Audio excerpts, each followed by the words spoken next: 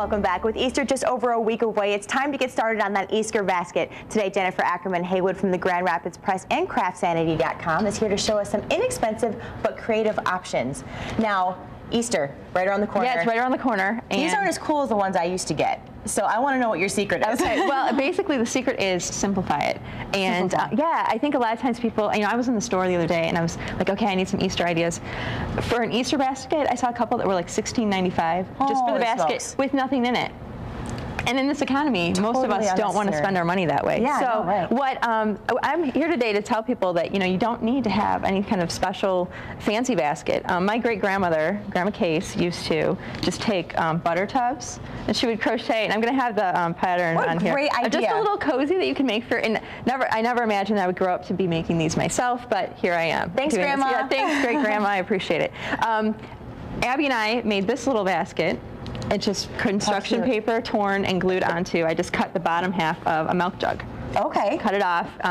You get it started and then you can just do it with the scissors. You don't need any fancy saw or anything. Very easy, very inexpensive. Another thing with a butter tub, this is a doily right here on this basket. Okay. And basically, you just weave a piece of string or yarn in and out about every inch, and then you can just cover this. And I did put craft paper, and of course I forgot my extra craft paper, so you don't see the label. So on this one, there's paper underneath. Did you just buy this as a sheet of material? Yeah. Oh, this is a doily, and I just bought it. They're like $3 already made. Great grandma would probably roll in her grave if she knew I was buying doilies and not making them myself. But given my deadline constraints, I'm sure she's okay. She understands. Yeah. I'm sure. So there's some just ways you can camouflage just what's in your recycle bin, you have around, which is nice. And kind of moving on to some other things that I just it's Easter, so Easter eggs, and the egg cartons are fun to use.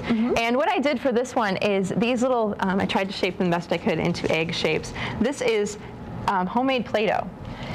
Oh, so, really? Okay. Yeah, you can make this just with ingredients out of your kitchen. And the secret ingredient here that really makes this will last like up to 6 months. Okay. This stuff, and it's really great.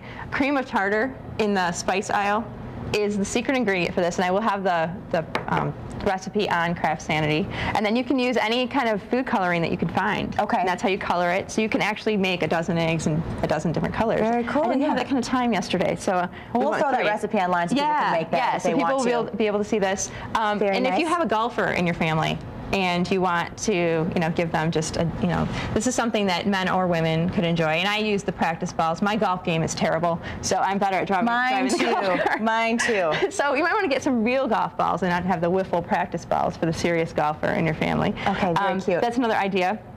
This is just for the crafty people, just getting some fat quarters, a needle, some pack of needles, and a little pin cushion. We did a segment on this a while back. Okay. So there's instructions for that online as well.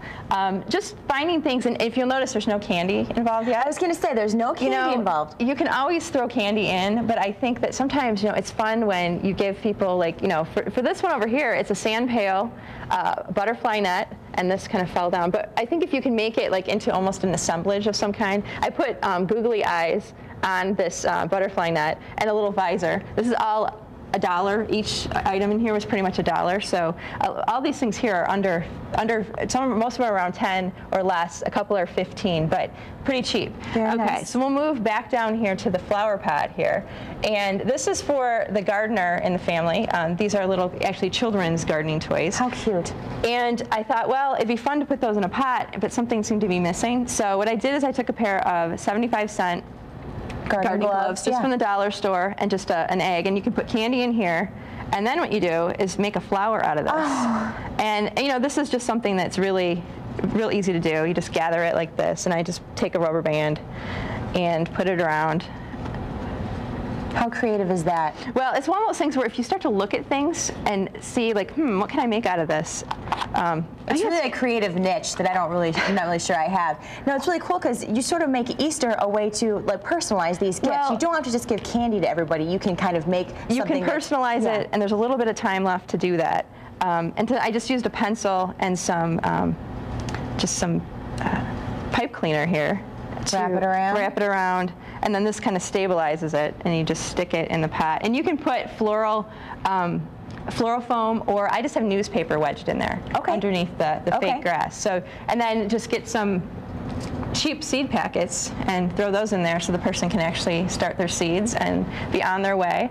And just kind of moving along, there's tons of things. If you go into craft stores, you can get just for $1 a lot of stuff to just throw in a basket and make it real fun for Very the kids. nice, very creative ideas. Thanks so much for being here. Thank you. We appreciate it. We can find